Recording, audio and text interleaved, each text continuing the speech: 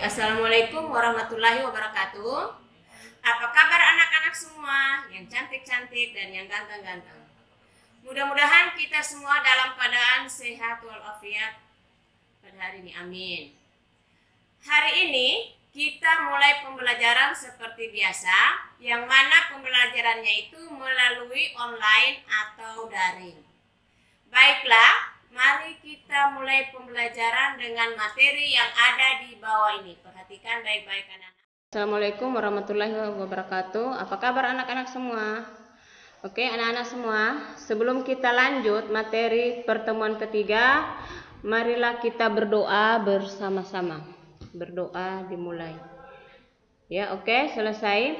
Anak-anak, pertemuan ketiga pada hari ini adalah otot pada manusia. Otot adalah jaringan yang berfungsi sebagai alat gerak aktif, sementara rangka tubuh merupakan alat gerak pasif. Kemudian sel-sel otot mempunyai kemampuan berkontraksi dan relaksasi. Kontraksi adalah pengerutan otot sehingga bentuknya memendek. Sedangkan relaksasi adalah pengenduran otot sehingga bentuknya memanjang. Ya, kemudian macam-macam otot, yaitu ada otot lurik. Nah, coba perhatikan anak-anak, di samping ada gambar otot lurik. Di gambar otot lurik itu ada intinya, di situ perhatikan intinya. Intinya itu berpencar ya. Kemudian ada membran plasmanya, kemudian ada sitoplasmanya. Kemudian ciri-ciri otot lurik ini bentuk selnya silindris, memanjang dan memiliki banyak inti sel. Jika diamati dengan mikroskop, sel otot lurik nampak adanya garis-garis yang melintang yang membentuk daerah gelap dan terang berselang-seling. Karena itu dinamakan dia otot lurik. Tetapi karena melekat pada rangka sehingga disebut juga sebagai otot rangka. Kemudian dia bekerja di bawah kesadaran kita, artinya menurut kehendak kita ya. Karena itu disebut juga sebagai otot sadar. Oke, kita lanjut. Kemudian otot polos. Ciri-ciri otot polos, perhatikan gambar di samping. Ciri-ciri otot polos, bentuk selnya gelendong, kedua ujungnya meruncing, di bagian tengahnya menggelembung dan memiliki satu inti sel.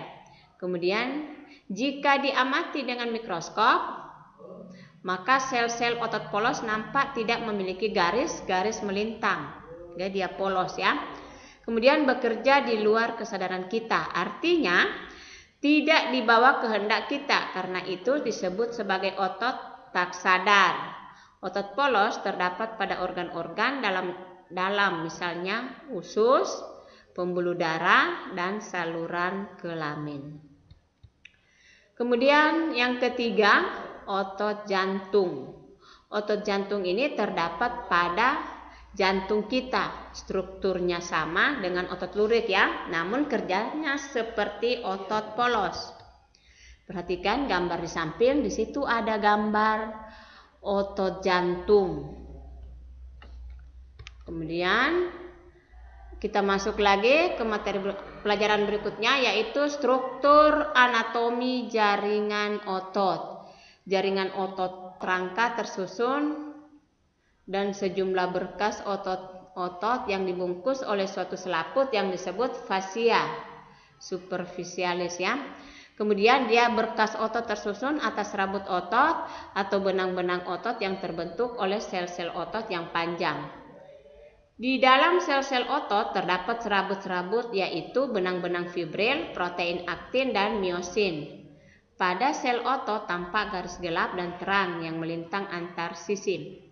Kemudian garis-garis gelap dan berselang-seling ini tampak bagian-bagian yang disebut sebagai zona H atau daerah terang di tengah pita gelap. Oke, kita lanjut. Ini ada gambar ya.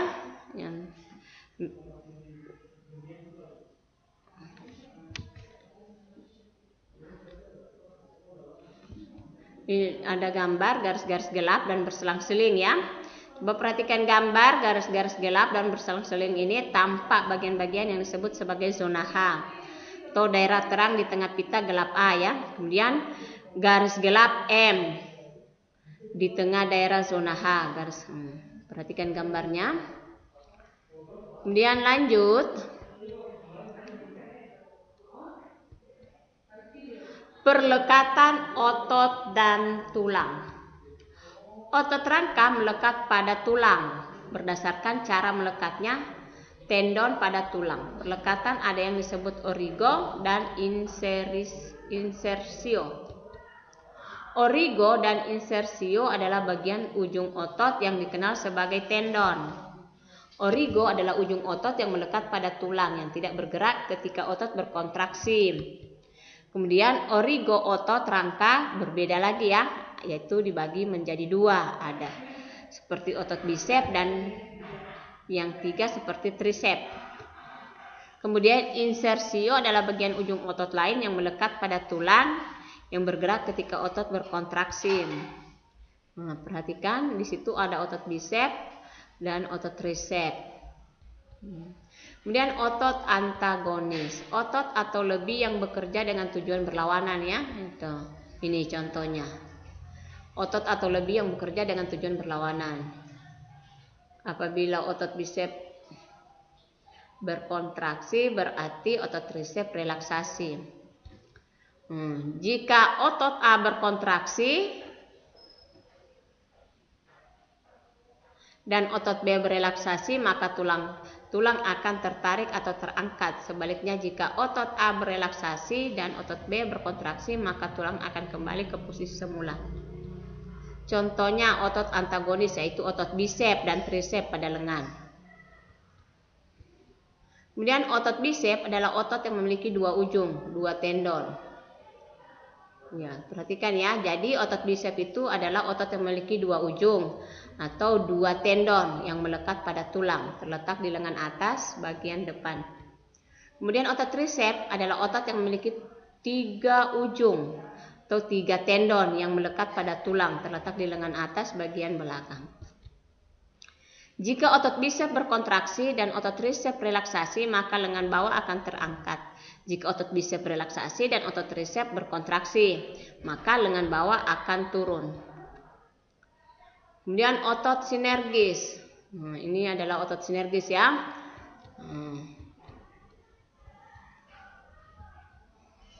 Kemudian gangguan dan kelainan pada otot. Tetanus. Ini ya, gangguan dan kelainan pada otot. Namanya tetanus, otot yang tegang terus-menerus yang disebabkan oleh racun bakteri. Namanya Clostridium tetani. Kemudian atrofi.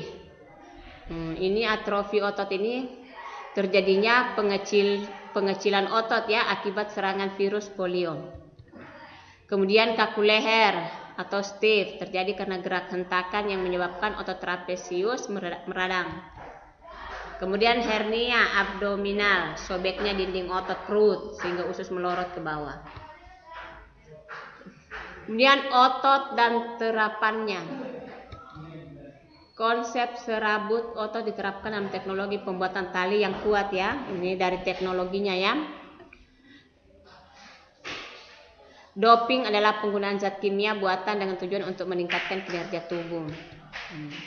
Ada 5 kelompok doping ini ya.